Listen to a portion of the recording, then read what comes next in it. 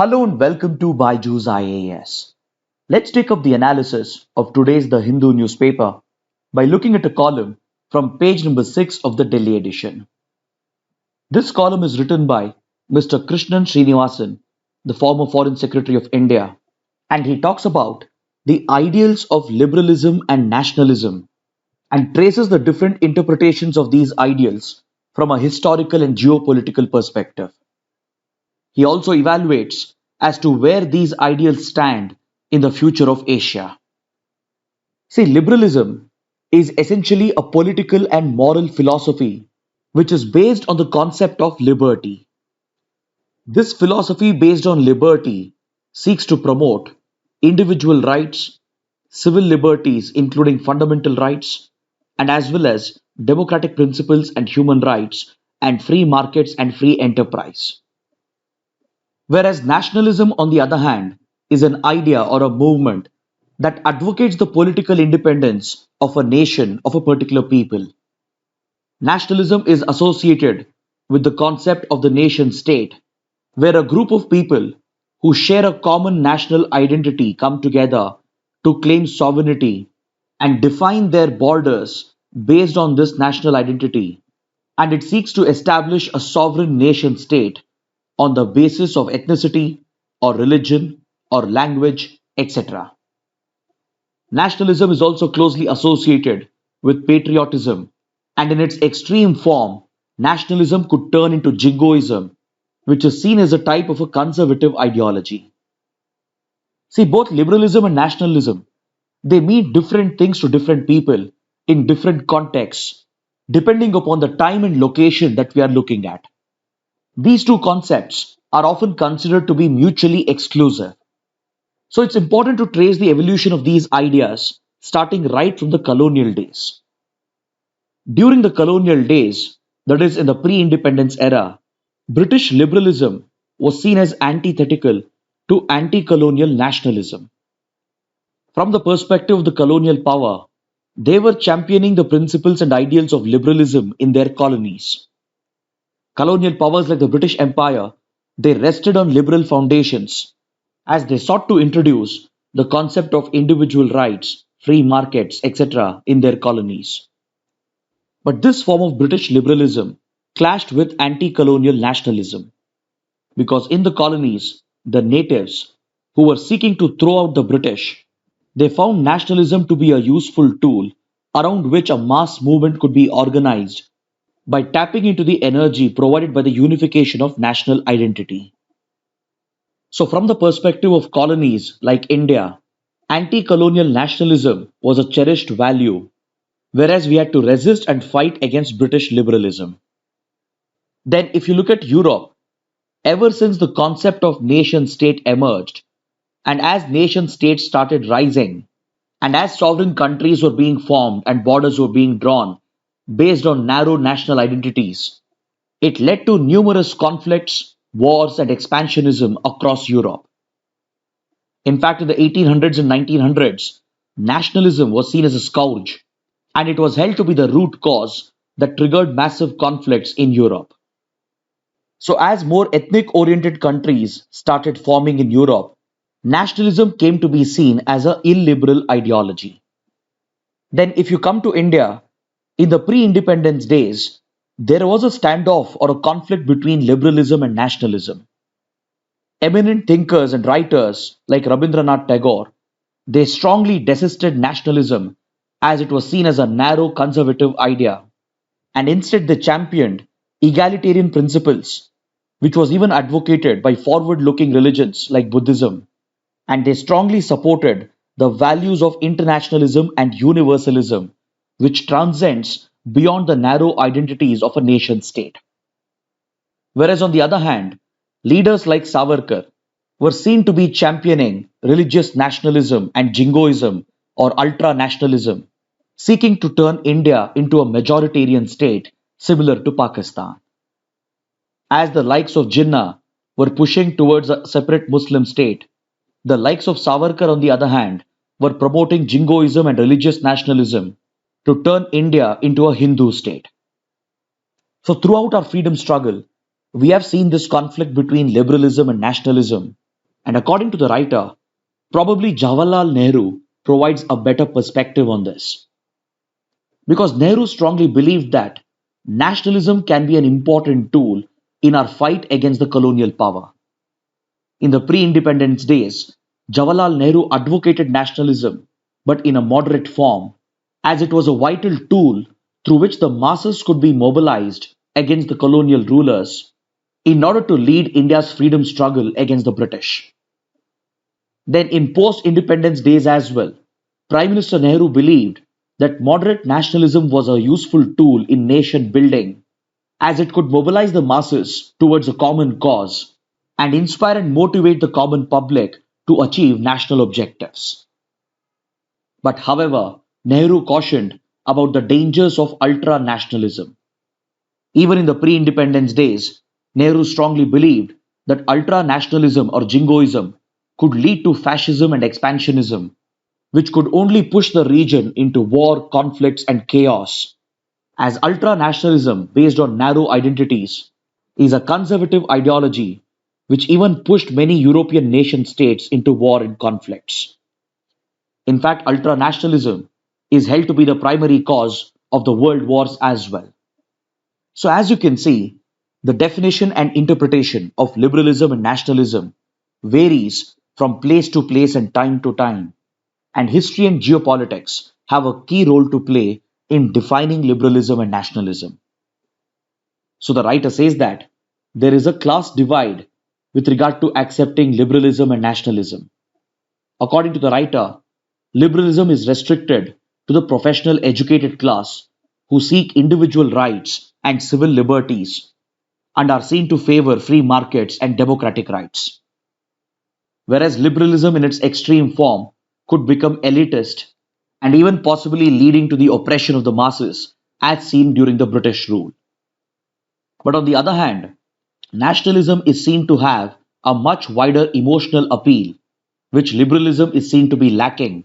And because of the emotional connect of nationalism, it easily appeals to the masses who are not so well educated. So, if nationalism is used moderately to promote nation building or to fight against oppressors or to unite the country for a cause, then it will definitely serve the larger purpose. But if nationalism is misused and if it is given a narrow conservative interpretation, then it will definitely result in fascism, expansionism, wars, and conflicts.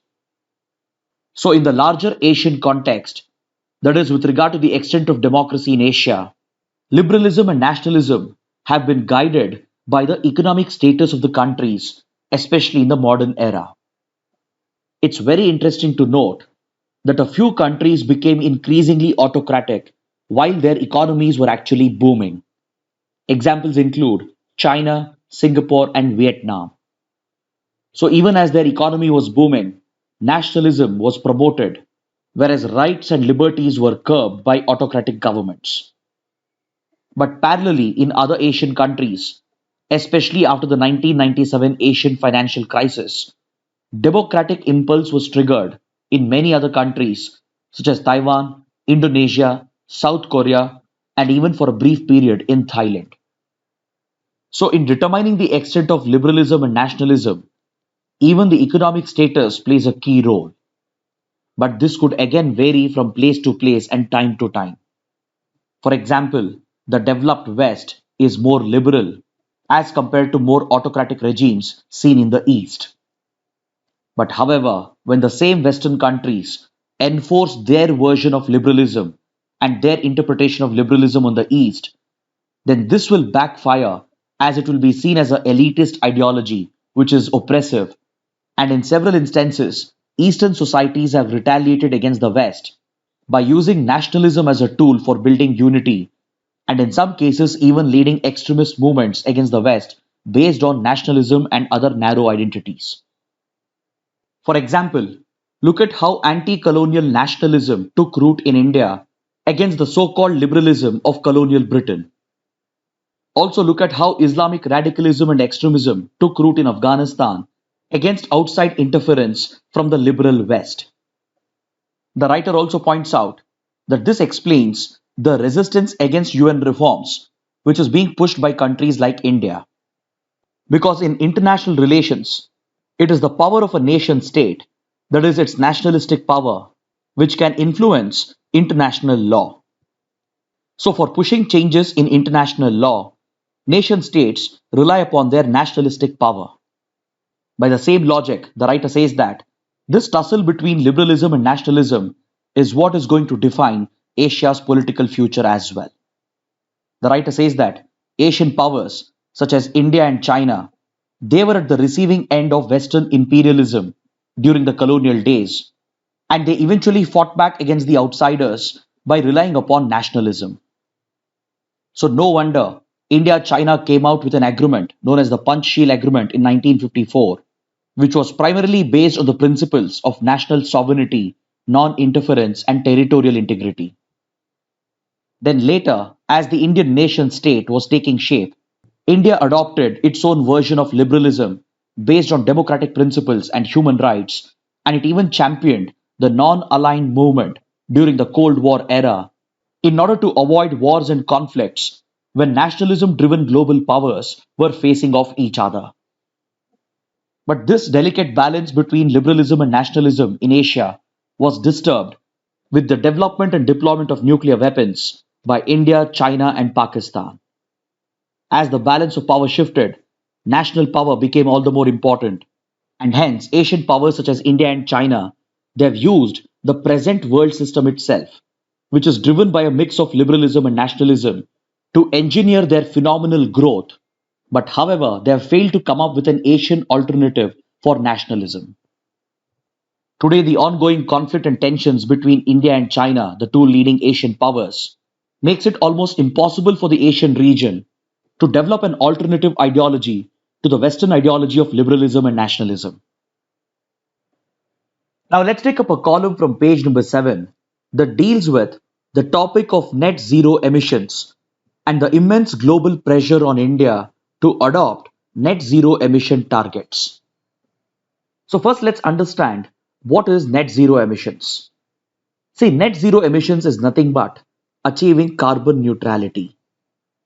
Currently, there is a global movement going on, especially led by the Western countries and the developed countries, to achieve carbon neutrality within their respective economies by the middle of this century.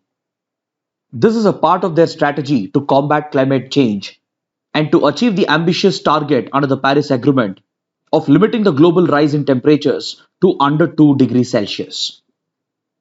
So, as the 26th Conference of Parties to the Climate Change Convention is all set to take place this year, countries around the world are pushing towards adoption of the net zero emissions target, through which they will try to achieve carbon neutrality by 2050. This ambitious target has already been adopted by more than 100 countries, including several developed nations and some of the top emitters of the world. Countries like US, UK, France, and the European Union, they have already adopted the net zero emissions target, and many of them are even introducing their own national laws to commit their governments to achieve this target. Even China, the world's topmost emitter of greenhouse gases, has committed to net zero emissions by 2060. And the world's second largest emitter, the United States, is pushing countries around the world to adopt this target. Under this target, the countries can either seek to reduce their emissions by switching to cleaner and renewable forms of energy and parallelly work towards absorbing and removing the excess emissions by investing in carbon sinks and in carbon sequestration. See, achieving carbon neutrality doesn't mean that greenhouse gas emissions will go down to zero. Instead, they will simply try to reduce their emissions by switching to cleaner forms of energy, and parallelly they'll try to absorb and remove the greenhouse gas emissions so that in net terms there would be zero emissions. But however, this would also mean that some of these countries can retain their current levels of emissions, or they might even increase their emissions without putting any effort to switch towards renewables. And they could only try to achieve this nominal target by investing in absorption and removal technologies. So, despite the shortcoming of this target, where developed countries could easily bypass the need to reduce their emissions, instead, they could retain or increase their emissions just by focusing on absorption and removal. So, despite this shortcoming, the developed countries in particular are pushing for the adoption of this target at the upcoming climate change summit. So, they're actively building up global pressure, especially on India, as India happens to be the third largest emitter of greenhouse gases. Amongst all the major countries, there are only two outliers in this regard, which is India and even Australia. India has taken a firm stand as of now that it is not going to adopt the net zero emissions target, as it would be unfair to India and it would go against the principle of equity. See, India is the only one opposing this target because it is likely to be the most impacted by it. India's position, in fact, is very unique because over the next 2 to 3 decades, India's emissions are likely to grow at the fastest pace in the world as it pushes for higher growth in order to pull out hundreds of millions of people out of poverty. And hence, India will require the right to burn more fossil fuels and continue emitting greenhouse gases for a while, and no amount of carbon sequestration and no amount of afforestation and reforestation schemes would be able to compensate for this increased emissions. Then most of the carbon removal technologies that are there, they are either unreliable or they are very expensive. So given these unique circumstances of India, and given that there is a shortcoming in the net zero emission target, India has decided not to commit to this goal. Then India has also argued that the net zero emissions goal does not figure in the 2015 Paris Agreement, which is the current global architecture to fight climate change. But India's stand against the net zero emissions target doesn't mean that India is not doing anything with regard to climate action. If you remember, just a couple of days ago, on the 31st of August, we discussed in detail how India is successfully achieving its INDCs, or the intended nationally determined contributions, which have been voluntarily announced by India as a part of its Paris Agreement targets. In fact, India is the only major country which has made tremendous progress towards achieving the Paris targets. And it has also been predicted that amongst the G20 countries, India is likely to be the only country to achieve its Paris targets. Be it reducing its emissions intensity by 33 to 35% of its GDP as compared to 2005 levels by 2030, or be it India's massive switch towards renewable energy in order to reduce the share of fossil fuels, and also be it afforestation and reforestation, India has emerged as a global leader in achieving the voluntary targets that have been laid out under the Paris Agreement. Today, India has pioneered the adoption of various forms of renewable energy, including solar power, and India is well on its way to achieve its target of having an installed capacity of renewable energy of 450 gigawatts by 2030. This will ensure that 40% of the installed energy capacity in India is coming from renewable energy, thereby significantly reducing India's emissions. Several experts also predict that India is going to overshoot its targets by 2030, and hence the Indian government has felt the need to not commit to any international agreement which is unfair to India, such as the net zero emissions target.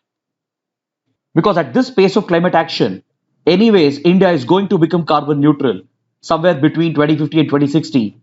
But India's only point is that we don't want to take this up as an international commitment, as we see this as an unfair agreement. But however, there is significant global pressure being built upon India, especially by US and China.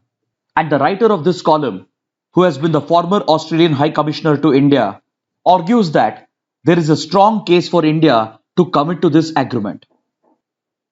While the writer appreciates India's efforts towards achieving the Paris Agreement goals, he points out that India will actually gain by committing to the net zero emissions target, and it need not fear losing out because a legal international commitment to net zero emissions is slated to bring in several benefits and opportunities as well to India. First and foremost, the writer argues that climate change is not coming, it is already here. And the latest IPCC report clearly establishes this fact. It's very evident that climate change and global warming are driving extreme weather events and disasters around the world. For example, look at the recent massive floods in India, China, Germany. Look at the forest fires in US, Canada and Australia. Also look at the higher intensity and the changing patterns of tropical cyclones.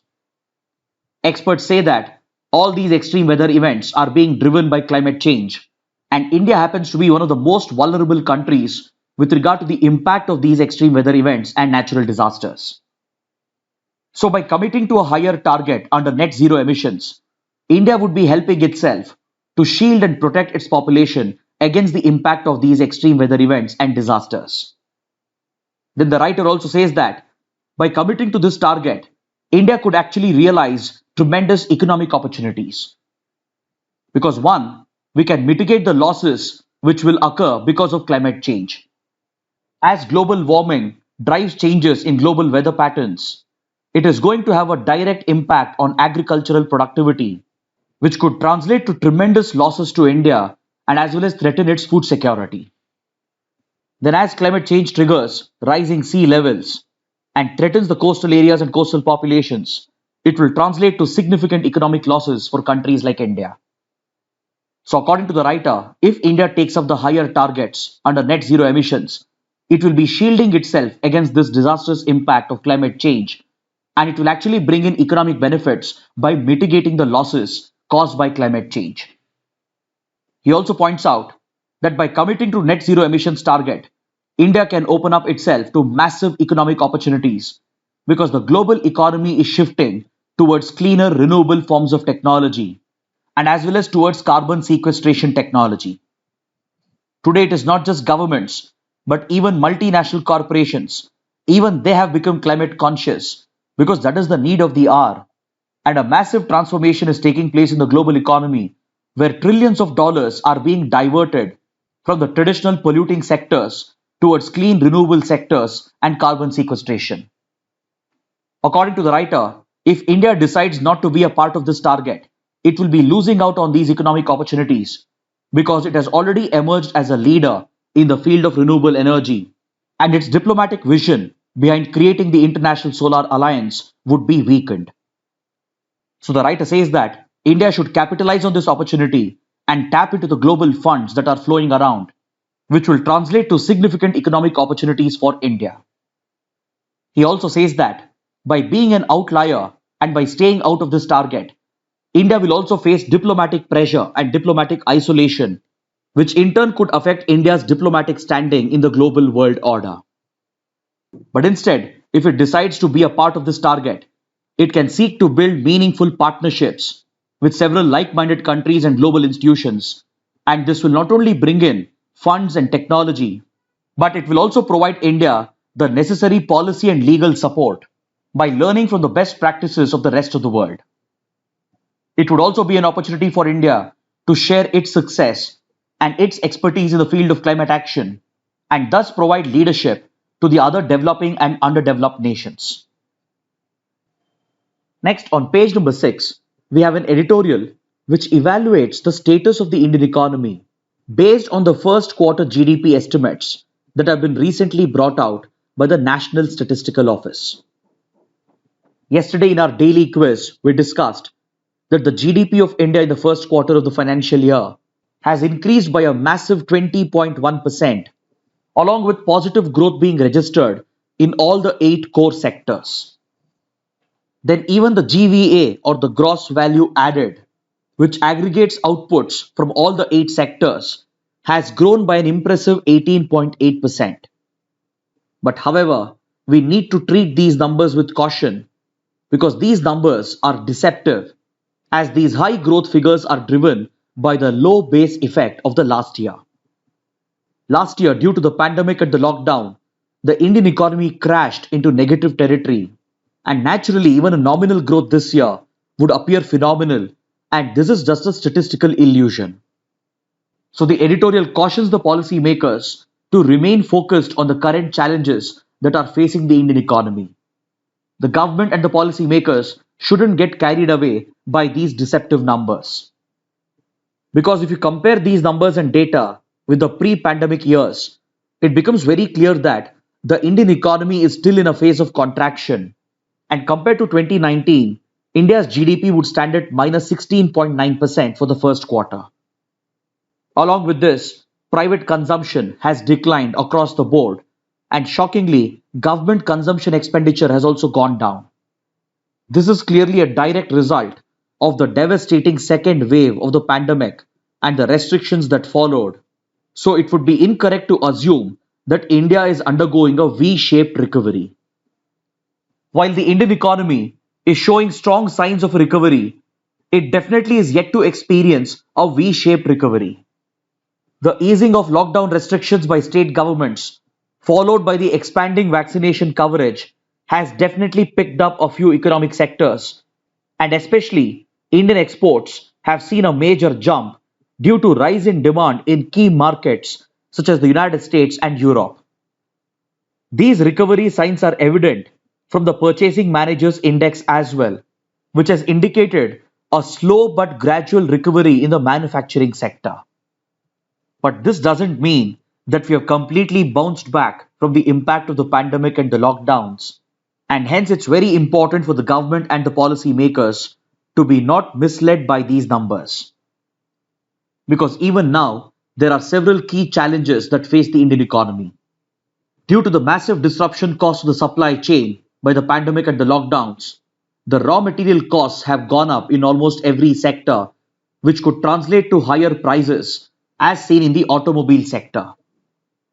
Then, since there is the shadow of the third wave of the pandemic, there is still a lot of uncertainty in the economy, and across industries, hiring has been largely frozen, which in turn drives up unemployment and thereby reduces consumption demand.